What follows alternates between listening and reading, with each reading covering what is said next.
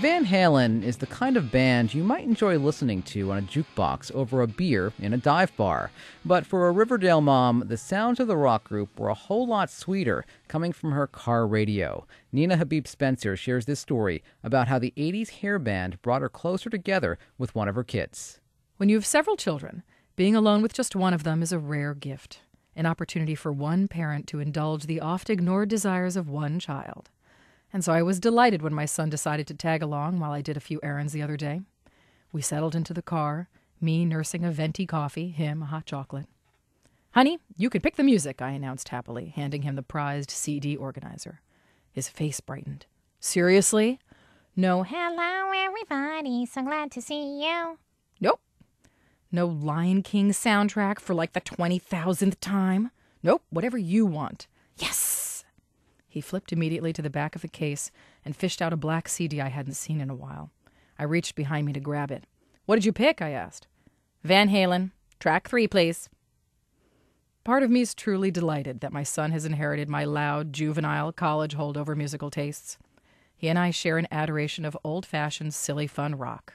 And, comfortingly, the lyrics of a band like this one, big-haired and bawdy though they were, seem as innocent as a baby bunny in the face of the thud-thuddy grindy bits from Kesha or Katy Perry or whoever the kids are listening to today.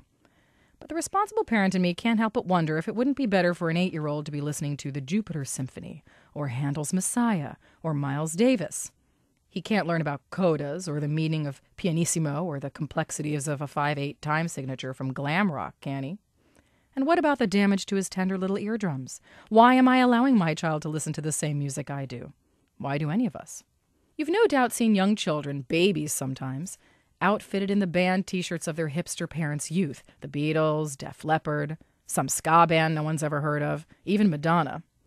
These shirts were purchased by, with the approval of, and perhaps for, the parents. The generation gap between youngish moms and dads and our children has shrunk so substantially that many of us sit at home listening to the same music, watching the same movies, and reading the same magazines. We parents love every minute of it. After all, if our children are mimicking our own musical and cultural tastes, they'll turn out fine, just like we did. Their embrace of our music is an affirmation of us. Yes, we're cool. Yes, we're loved. But they say rebellion is a natural part of a child's development. So even in today's cool parent culture, the halcyon days of every parent-child cultural mind meld are numbered. What happens on that inevitable day when our children throw open the door to a popular culture that's totally unfamiliar or unpalatable to us? A culture that we might find overly materialistic or violent, too sexual too early, or so obsessed with texting that we worry our kids will lose the empathy that comes with human contact. My eldest has cracked the door open a little bit, and the day of his total embrace of preteen culture isn't far off. He'd like an iPod Touch to play games and download music on his own. He's asking to spend more time on a Disney gaming site where he meets other young kids, a precursor to Facebook and Twitter and who knows what else. I miss him already. On our errand run, I blasted the Van Halen. We played a little air guitar and did a bit of head banging. He smiled at me in the rearview mirror and gave me the devil rocker sign with his little fist. For a moment, I was his Rockstar Mama.